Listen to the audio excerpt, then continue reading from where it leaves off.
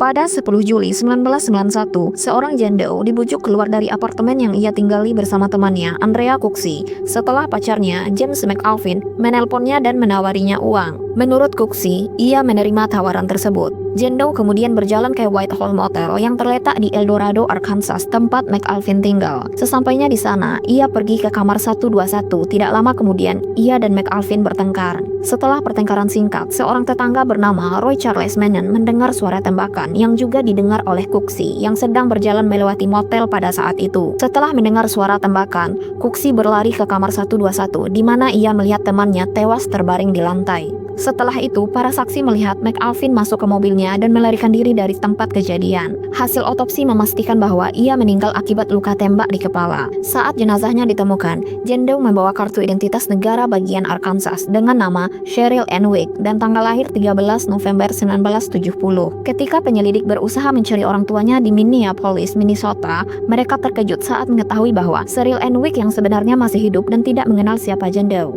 Karena itu, diyakini bahwa mendiang telah mencuri identitas Cheryl. Sejumlah barang lain ditemukan dalam kepemilikan Jandau, termasuk daftar anggota keluarga Stroud yang tinggal di Irving, Texas, tempat ia pernah tinggal untuk sementara waktu. Jandau memberitahu keluarga itu bahwa namanya adalah Cheryl Enwick dan bahwa dia telah pindah ke Irving dari Minneapolis dan merupakan seorang pelarian dari Louisiana. Anehnya, seorang detektif juga menemukan salinan surat yang menyatakan bahwa namanya adalah Kelly Licard dan berusia 24 tahun. Tidak lama setelah penyelidikan dimulai, McAlvin menyerahkan diri ke polisi dan mengaku bersalah atas pembunuhan Jandau. Dia dijatuhi hukuman 15 tahun penjara tetapi hanya menjalani 12 tahun sebelum dibebaskan. Para penyelidik berharap McAlvin dapat membantu mengidentifikasi Jandau. McAlvin mengklaim dia tahu identitas Jandau tetapi dia menolak untuk memberitahunya tanpa hadiah tunai sebesar $4.000.